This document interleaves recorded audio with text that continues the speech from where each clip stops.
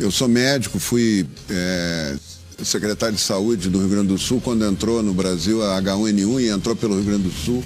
Foi uma epidemia muito dura, a gripe suína. Morreram pessoas e eu posso dizer, sem medo de errar, morreram mais pessoas na gripe suína do que vão morrer no coronavírus. O presidente Jair Bolsonaro deixou o país perplexo ao condenar o isolamento social. Hoje é dia 22 de março de 2020, estamos aqui no Japão, em Tóquio.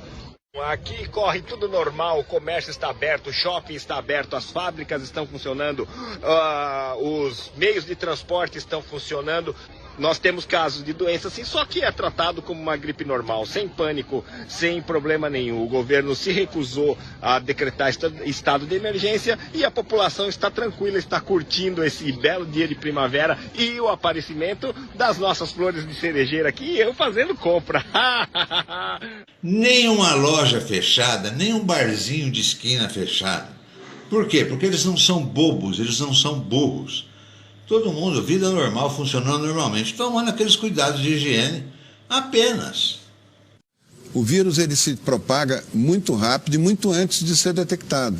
Quando se descobre que tem um vírus novo, ele já está na população, ele já está circulando, né?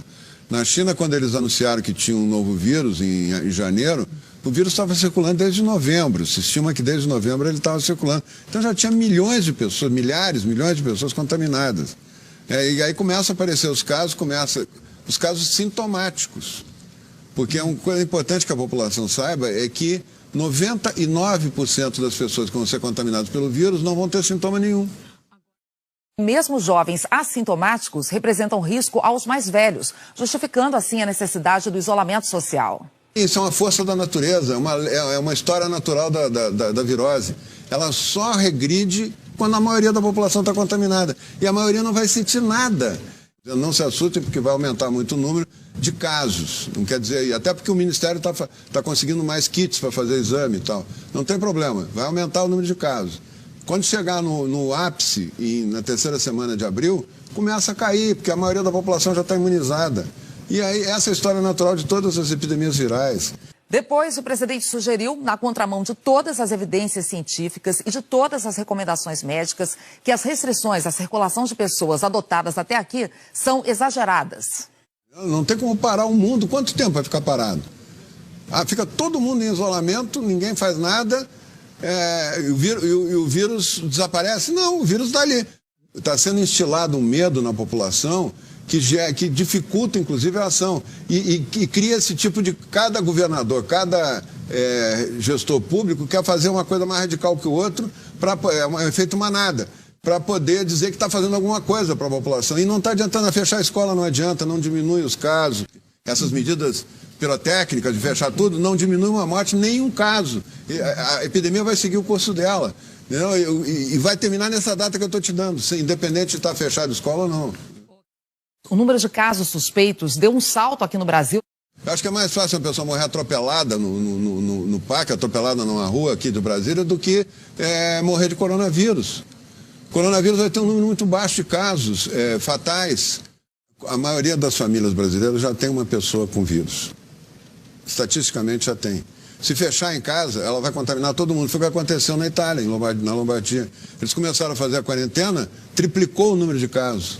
12 dias depois tinha o triplo de casos por dia, casos novos por dia.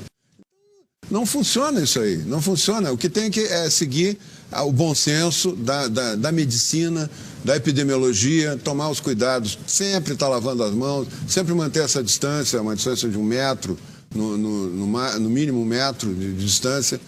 Mas existem alguns órgãos de comunicação que estão só reverberando o tempo todo, sem parar, as notícias ruins. Comparando, por exemplo, o Brasil vai ser igual à Itália, né?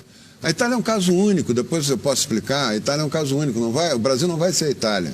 Na verdade é uma região da Itália que está afetada, não é a Itália toda, né?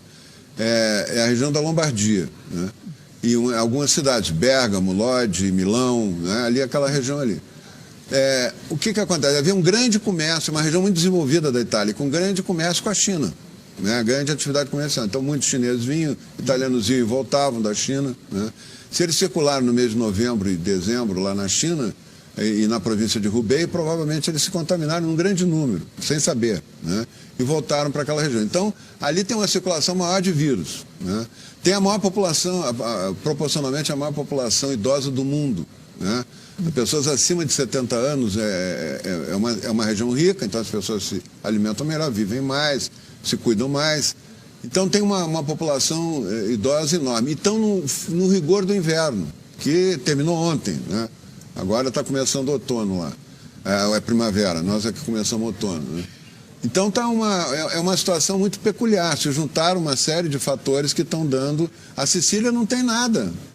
Algumas poucas autoridades, estaduais e municipais, devem abandonar o conceito de terra arrasada, a proibição de transportes, o fechamento de comércio e o confinamento em massa. Primeira semana de junho terminou essa epidemia. Primeira, segunda semana de junho já terminou, né? No Brasil, pode ficar pipocando em alguns lugares que teve menos casos, vai ter um pouquinho mais e tal, mas a epidemia como um todo, ela termina.